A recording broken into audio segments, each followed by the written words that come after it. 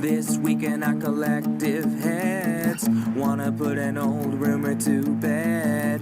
Stereotype that you've all heard, how we're all just angry video game nerds. Most of us have actual jobs, kids and families and cats and dogs, yeah. This week in our collective heads, this week in our collective heads. Welcome to This Week in Our Collective Heads. I'm Patrick, giving you the gaming news like we do every single week. Rain or shine or holiday. Most holidays. We gotta get Christmas or something, right? Let's start off with gaming news. We're starting off with the Xbox Games with Gold free games for September. I gotta get the right month here. Starting out with Prison Architect, that's for Xbox One, which honestly, this is the one that I'm most excited about. And that may be kind of weird, but I don't know, it's something weird and quirky and horrible about kind of making fun of this kind of situation and taking over a prison. So I think it's gonna be interesting. We also have Livelock on Xbox One, which I don't know anything about, and I'm gonna play it because it's isometric. I like Diablo, so hopefully it's good.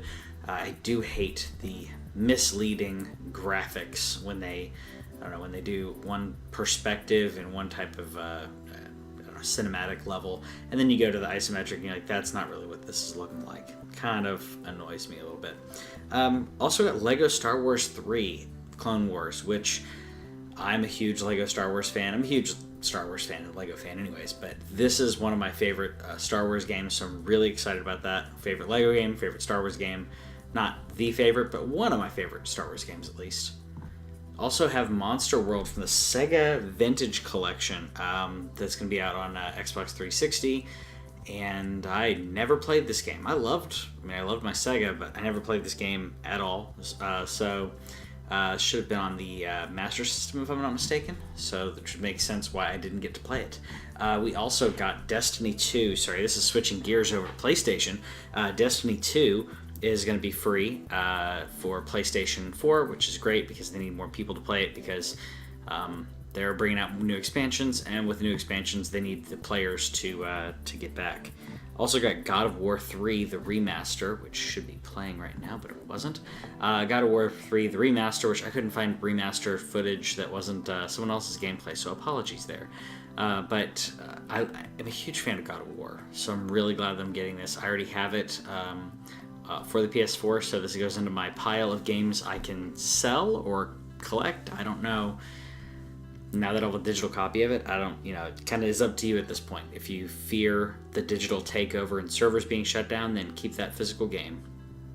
We also have Another World, the 20th anniversary, which I didn't know this game existed, but it's apparently back on Android. It's on Android, it's on iOS, it was on PC, now it's on PlayStation. And it reminds me of Prince of Persia, and the graphical updates are... I don't even know if non-existent would be... It's a slight change in contrast is really all I'm really seeing here. So, I don't know. We'll see how it is. I don't know if I'm really going to be a fan of it. Also got Cube, the director's cut, which I played Cube, and it's not bad.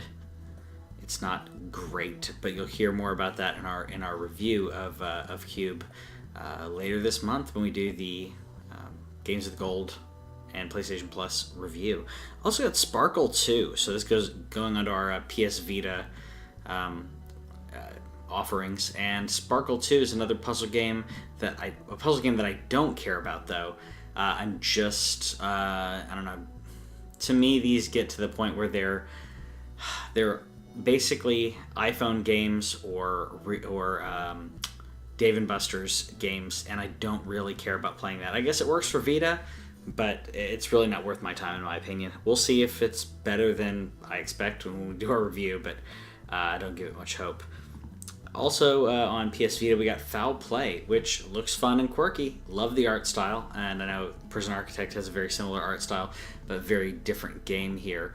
So this is a old school beat 'em up, which again, I'm a huge fan of classic gaming, so it's probably why I'm really looking forward to this. to play on Vita. And yeah, we'll let you know how that is. Let us know in the comments, by the way, if you have played any of these games, and let us know which ones you think you're looking forward to our review on, and which one you think we're gonna love or which one we're gonna hate. On to backwards compatible news, because we're talking about all these backwards compatible older games that are free. We got Modern Warfare 2 that is now backwards compatible on the Xbox One from Xbox 360. This is one of the better Call of Duty games, and honestly, I wouldn't mind playing this, wouldn't mind jumping back in and playing it. I don't own it, but this is something that I could totally see myself grabbing at a GameStop or a local place, grab a used copy of this, and run through the single-player campaign. I know everyone's going to be like, what are you talking about? Single-player campaign in these games are really good, and I really wish that they would launch a...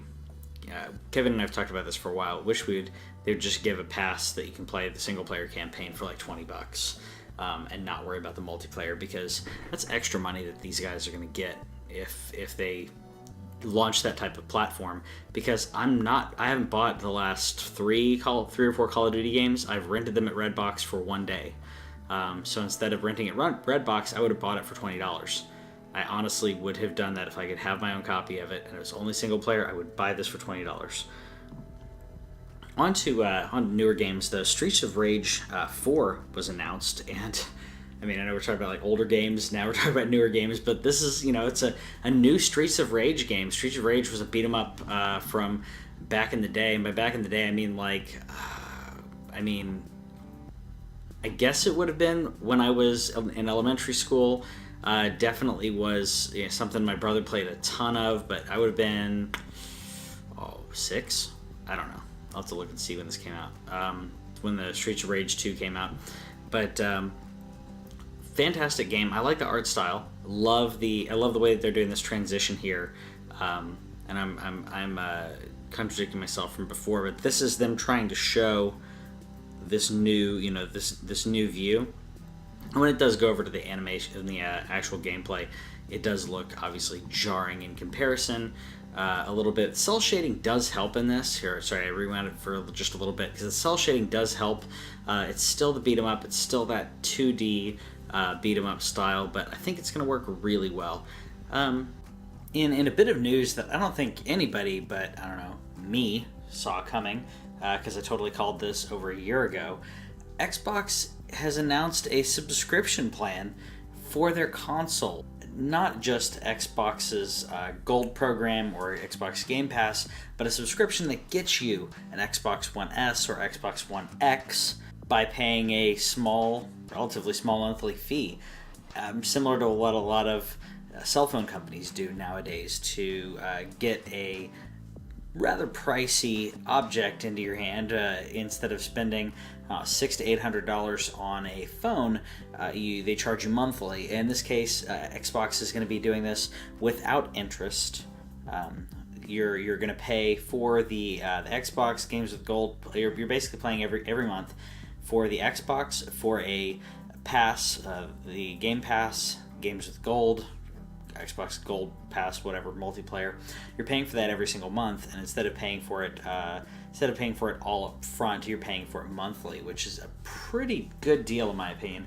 Probably one of the better deals to come out in quite a while. This subscription plan, for $22, you get an Xbox One S, and like I said, the Xbox Gold and Game Pass, Xbox Live Gold, whatever you want to call it, Xbox Live and Game Pass are in that. And if you want an Xbox One X, then it's $35 a month, and you pay that for 2 years. You get to own the console at the end of it, and it's a pretty darn good deal. I don't think that anything else is on this level on the market outside of paying for a cell phone, but in that case, you're actually paying interest, so this is a better deal than Verizon or any of those other companies are giving you, and you get to play video games, so it's pretty amazing.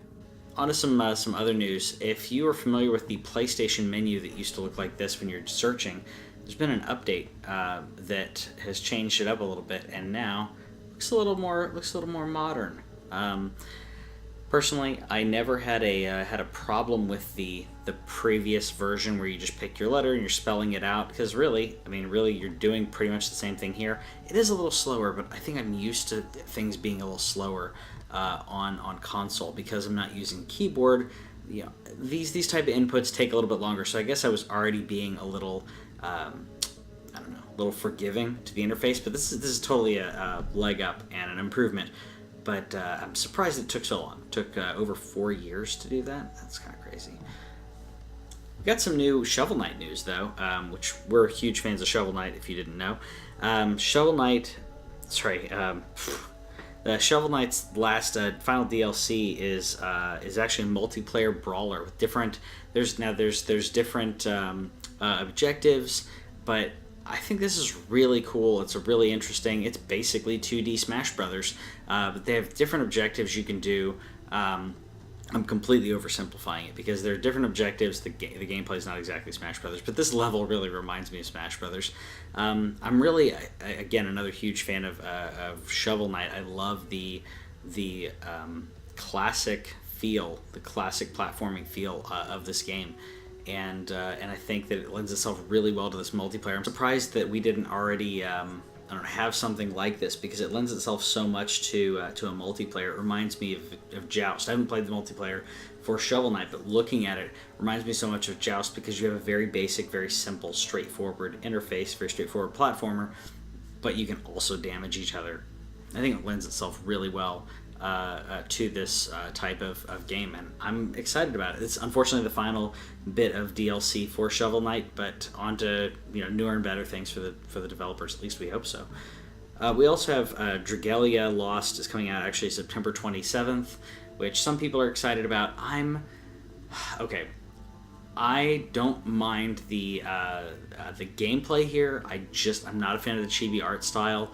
I know that some people really do like it, but I prefer a little bit more anatomically correct, as like that, as opposed to the large head chibis, which to me I don't know, it doesn't feel right, or doesn't I don't feel as heroic when I'm running around as this tiny little thing.